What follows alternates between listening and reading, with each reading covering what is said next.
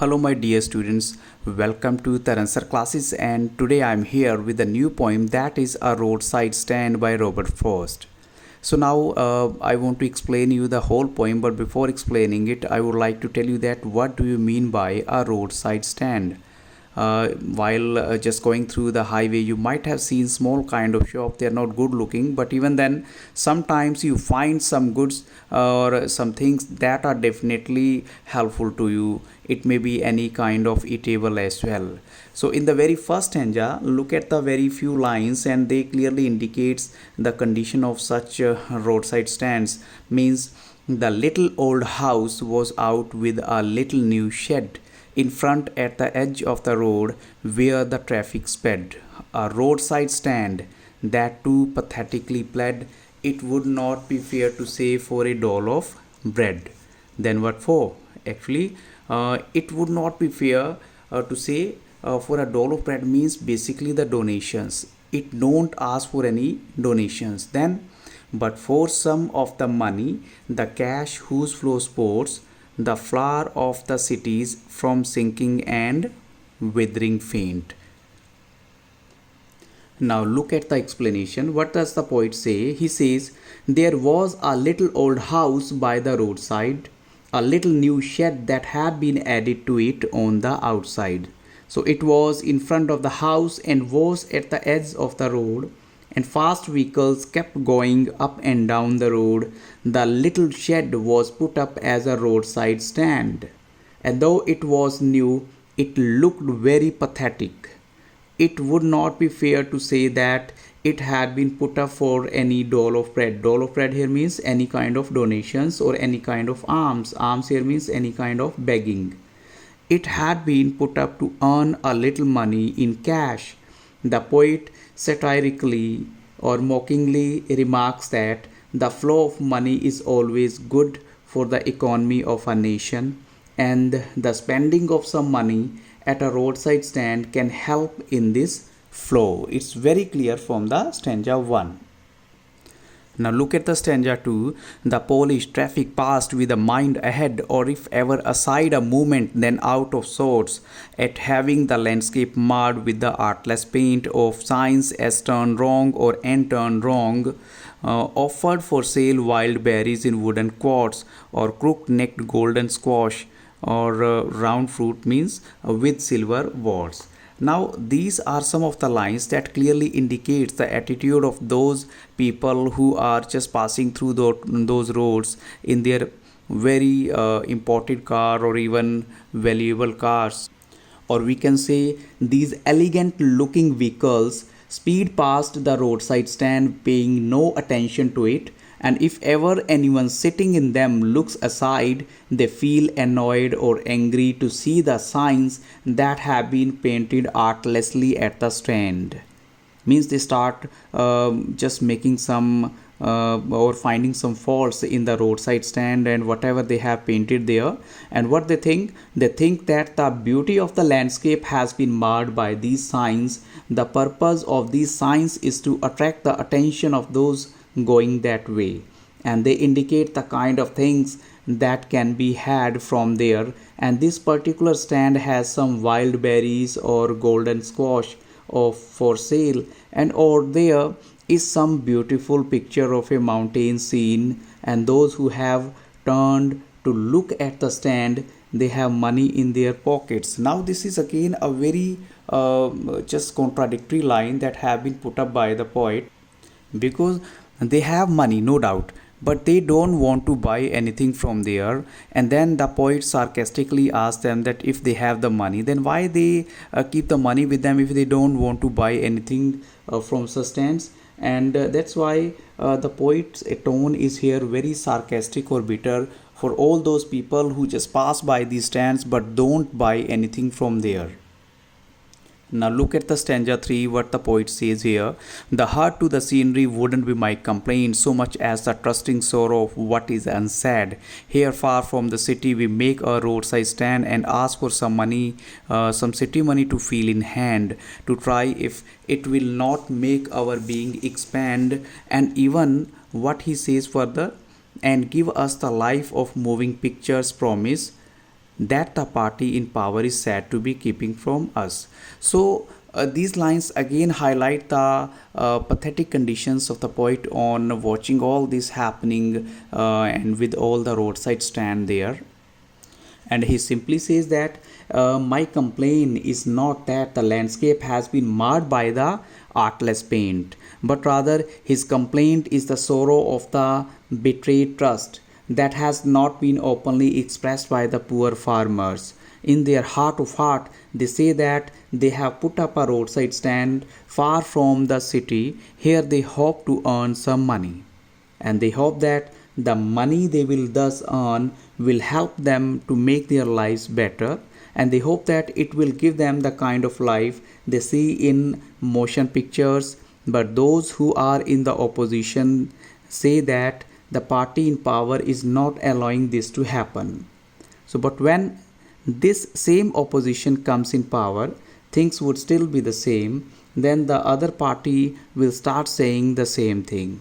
So they will blame those in power, and thus the blame game will go on with no concern for the poor farmers. So basically, through these lines, the poet wants to tell us that politics play a dominant role in all such situations, and this can be improved if the politicians are fair in making all the decisions. In the next stanza, what does the poet say here? It is in the news that all these pitiful kin are to be brought out and mercifully gathered in, to live in villages next to the theatre and the store, where they won't have to think for themselves any more, while greedy good doers or beneficent beasts of prey swarm over their lives, enforcing benefits that are calculated to suit them out of their wits, and by teaching them how to sleep, they sleep all day, destroy their sleeping at night the ancient way. So these are again very powerful lines by the poet, and I'll just explain you these lines in a very simple way. Now see, in these lines, the poet becomes very bitter and satirical. He says that reports are appearing in newspapers that the government will pay poor farmers for their holdings. They would be mercifully settled in villages close to the city. Now, just see whether it's going to happen or not, but the poet hopes so. The theaters and the stores and would not be far away for them, and the poor farmers get fooled with the promises that they won't have to think for themselves anymore. All care of them will be taken by the government. Thus the greedy politicians enforce benefits upon the poor, and they pretend to be very generous, means very kind and good hearted, but the poet calls them greedy good doers. Because of their attitude towards the poor farmers. And even he also calls them the beast of prey and swarms of drones, and all their acts of mercy are aimed to fool the poor people. So they teach them to sleep peacefully, but in fact destroy all their sleeping at night. They themselves sleep all day, but leave no sleep for the poor even during the night.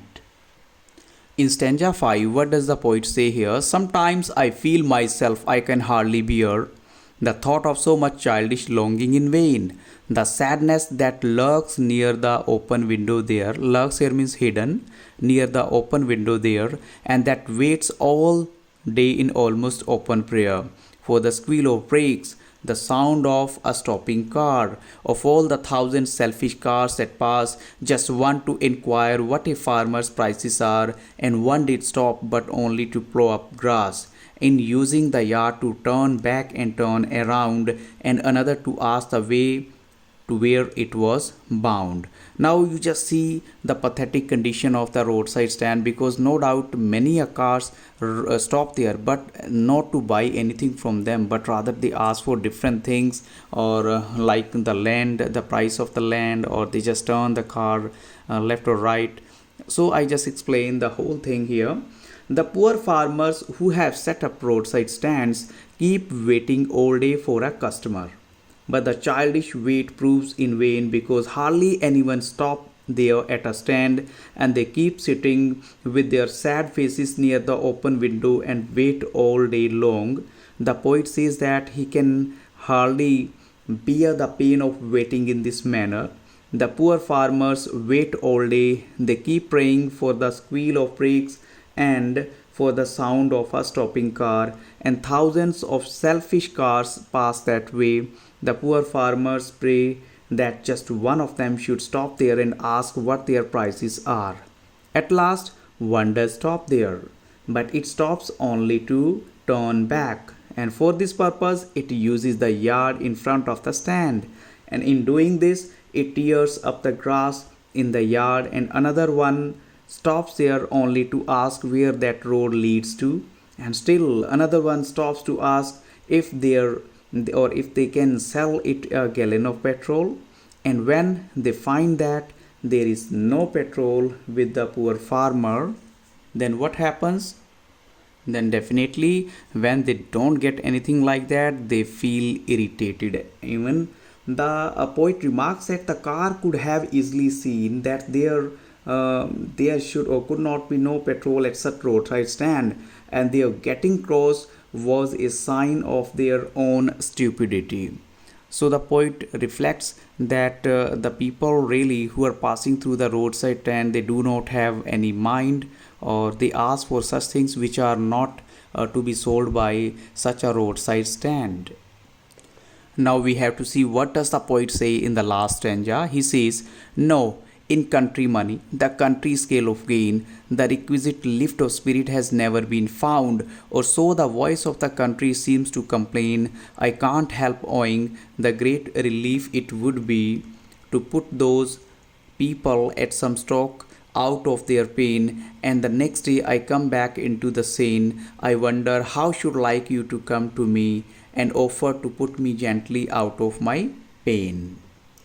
Actually, through these lines, the poet really hopes to get some miracles so that the people, in fact, these poor people, should come out of their perpetual state of poverty and they should enjoy their life very well. And the line that I want to explain, in fact, are very clear here. What he says, these lines are highly ambiguous. Ambiguous here means, in fact, doubtful. However, we can explain, or we can try to explain like this, as the poet says, in the country's economic policies and in the country's statistics, the well-being of the farmers has never been considered. It is a general complaint of all those who live in the rural countryside. The poet even says that he would feel a great sense of relief if the pain of these poor farmers is put to an end in just at such one stalk. He wants them to be in such a position that they can offer to help the poet if they ever found him in pain. So in other words, the poet wants that the poor farmers, instead of seeking help, should be in such a position to help others and relieve them of their pain, because the poet does not find any solution to their problem. That's why he feels as if the poor farmers should help one another to get out of their pain. So students, in this way the poem comes to an end, and I feel the explanation is going to be a great help to you. So thank you really very much for watching Taran Sir classes, and don't forget to like, share and subscribe this YouTube channel. Have a very nice day.